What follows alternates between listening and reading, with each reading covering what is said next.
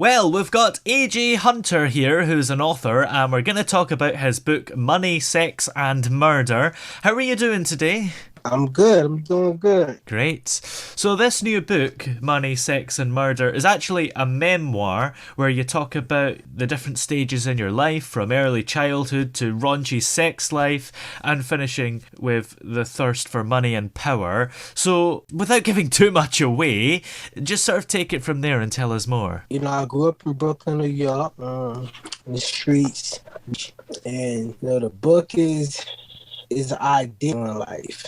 So it's not, nobody's going to prison, but it's pretty much correct. Yeah. And you sound like you've had quite an interesting life. Do you think your life is enough to warrant its own book? Oh, for sure. Do you think it's sometimes hard for you to get the recognition, I suppose, because you're not a celebrity or anything? So do you think people will be interested in your book?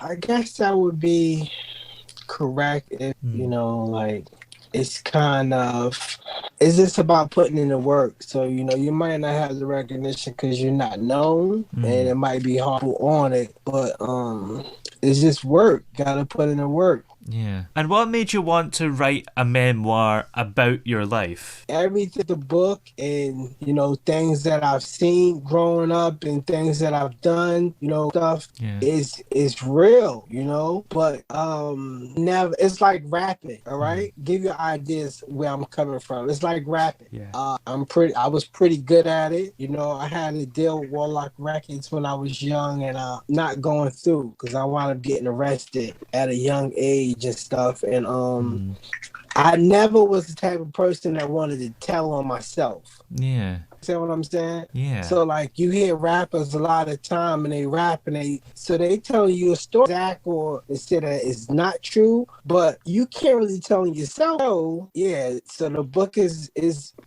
pretty much people that know me stories and some of the things that happen is there, but I'm not in prison, so you know. And was it quite easy to write the book, or were there parts that maybe you found quite challenging? Well, to me it was easy. It was easy because it was easy. It was simple, It wasn't hard at all. Like it was, this is things. It's in your mind.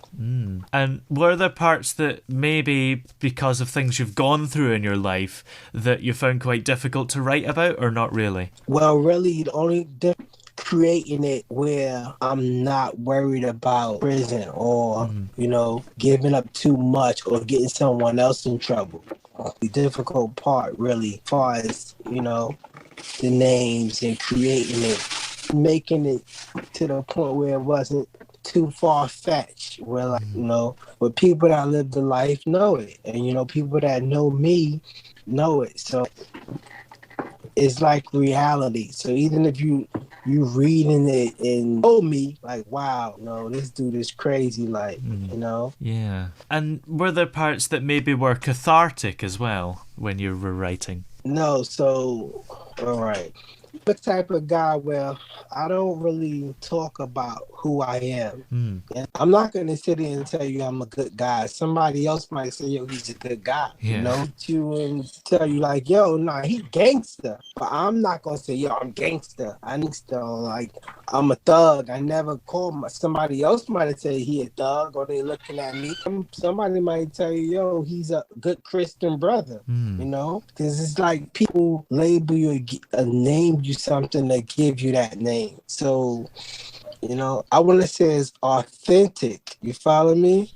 Yeah. And how long did it take you to write? That book, I started writing that book, so basically time was on my hand. So the time in the world to write it, but it didn't take long at all to write it. When you have the time and the ending, it's very simple to put it together, because like I sat down, I was just there. Like doing 30 pages, like nothing else to do. So, and it was a way for me to get away from becoming instituted around watching BT all day or watching, stuff that dudes do in prison. I started writing. Yeah, that's the thing. Do you find it quite easy to write? Because a lot of authors, maybe they can't stand stand the thought of writing nonstop. I can't even believe that sounds unbelievable to me because I do. And no, really I do, and I really enjoy it. And if I lived, it just come to me. I'll just start writing, and it just flows. Sometimes it look like scrap because somebody else can pick it up and read it. Yeah. Because I'm writing real fast. I don't do it on a keyboard. I get paper and I start writing. I just get paper. I start writing. I don't type on the computer. Yeah. I was doing it straight on paper. Wow. And I just go. Did you have to type it up on the computer eventually in order to, make it into the book format? I did. I took all the papers that I have and I transferred it to the computer. And I put it on the computer like that. And that's interesting because I suppose, that takes longer overall. Do you think that you just work better when it goes straight on paper? Perhaps you're maybe more free from distractions. Well, I was in federal prison. I didn't have nothing but the paper. Yeah. So now I use the computer, but sometimes I might be someplace where I just start writing on paper still. I still do it. Yeah. I write on anything, like it could be stuff coming to my mind, I just start writing. And it's interesting because personally, because we're all so digital these days, I can't remember the last time I wrote something down. So I suppose maybe it is quite important to keep in the habit of writing and not typing all the time. Yeah, I guess that's what works for you. I'm still on social media maybe 2 years ago. And everybody been telling me to join, and I wasn't. But a friend of mine was like, "Yo, he was like, because I was gonna put the book out about 2 years. Don't do that. Trust me, get a social media following before." Yeah. He said you need to be on social. He wrote a book. He was like, he was like, get on social media. So I did that, and some things makes me uncomfortable, because the way I lived my life, that wasn't cool. I didn't want to social media, or know what I'm doing. Either phones, like the cell phones now, flip phone. I had the flip phone for the longest time, because I was so worried about being on my phone and all of the things that you worry about when you're a criminal and you do stuff. Like I was far away from that life already, so I don't know why I still was stuck in them. It's hard to get out of them ways because that's change, and change is kind of difficult at times. So ways, but over the time it got cool. It was kind of hard being on social media and opening up your life with posting stuff and all that. Yeah, absolutely. That's interesting because there is a negative side and there's a plus side as well. Do you think it's helped with the publicity of your book? Well, it helps, but people, I ain't gonna tell you no lie, when it comes down to a lot of people, they say they're gonna support, but how fast are they gonna support? Jump on the bandwagon to it's popping to it's that thing. Feel me? I know a lot of people that haven't purchased the book yet, and it's bad. I mean, family and friends, really. Family and friends. They know me, and I know it's a lot of love there, and they'll get around to it. But people's struggle is still the same. You can't underestimate people's struggle, what they're going through. Especially New York is a struggle bus. It's interesting. I suppose it's just working out who your real fans are. Yeah, I'm not gonna say it don't make them all, because if your family ain't get it, does that make them not real family? What's important to them, because people will say, oh, I want the hardcover. Oh, but it's $45. I didn't buy it yet. I'm gonna get it. Nah, you had $45. Like, come on, I'm not an idiot. Don't play. But that wasn't important to you to spend your $45 on that.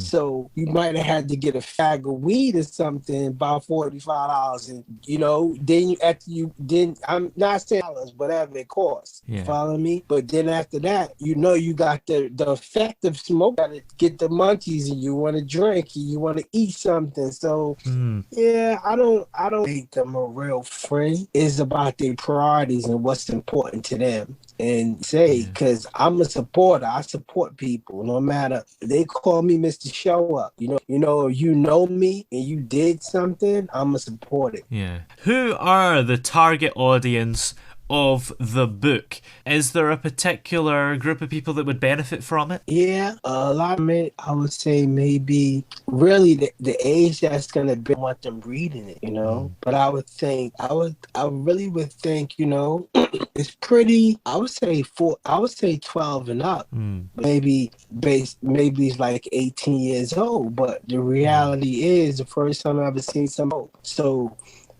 And I guess it depends on where you come from, where you live at, so where you're from, which is important. If you're not exposed to them type of things, then it's pretty young age. But for people that do live in the hood or urban areas where, Christ, that they see it, it'd be good for them to read it because, times in the book, people might read them like, yo, this dude is crazy. And, it might glorify selling drugs and hustling. But like I said, further down the line, when you get to what happens and the effect it have and the people you lose in life, it shows. It's just about what you get from it, how you gonna perceive it and take it in.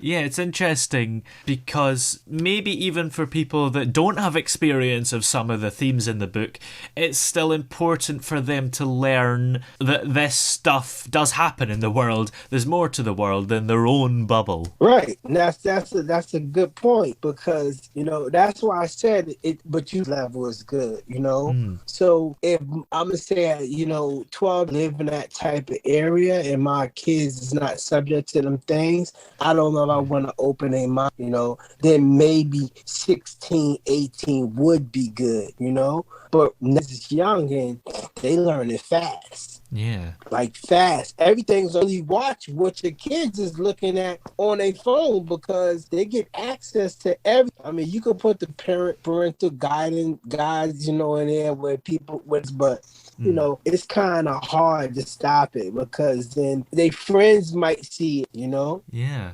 And have you got the writing bug after this book? Do you think you could maybe write some more books? Well, I want to say maybe six books completed. Ooh. Completed. And this Money, Sex, and Murder series is split up the other 4 books, that parts, right? And I have another book that I wrote. It's important to me. And it's called Make America. And people might look at it and be like, oh, well, because of the title, Make America White Again, America is full of, but yeah, as far as life goes, we in 2022, racism is harder than ever right now, So I wrote about it in office, and it was important to me to touch that base for me, but first to get along with everybody, Absolutely. At my job, I was one of the only black crew for a while,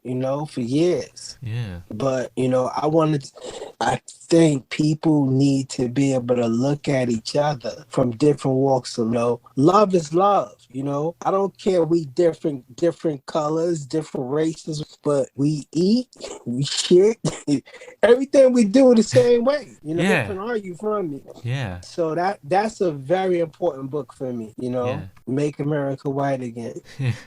And is there anything else that you like to get up to in your spare time when you're not writing? Oh, I like racing bikes, Yeah.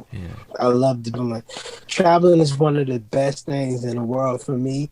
I love to travel. I love to get on a plane. I want to just go, I love to go different places. Yeah. And where can we find this book, Money, Sex and Murder, if we're interested in reading it? Amazon and Kindle. It's a link, we have on my website, and it's places, but I would like to say Amazon and Kindle is the biggest places right on iBooks.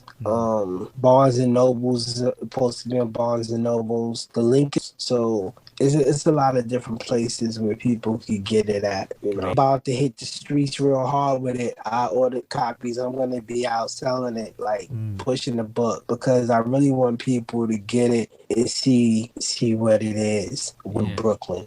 Well, many thanks for joining us today. It's been great to have you here. Yeah, thank you. Thank you for listening to this interview from The Toby Gribbon Show. And I'd just like your attention for a second to warn you that choosing the right web host matters. Whether you're putting up a personal website or a commercial one, you should choose your web hosting provider wisely. The reason is that you'll most definitely want your website to be seen by the largest number of people. To do that, it's essential to take a little time to go over basic but very important factors that will ensure more visibility for your site. There are so many web hosting providers and packages on offer today, and each one of them has their own unique advantages and weaknesses. So how do you decide which one to choose? Well, top10ukwebhosting.co.uk has been designed to help users understand web hosting and empower them to start their own blogs or online businesses. They've compared for you the platforms, services and applications offered by web hosts. Their team of experts is based on expertise and very good knowledge of the web market. Consult the comparisons and files on web hosts to guide you into choosing your future web hosting service. You can find all of that information at top10ukwebhosting.co.uk.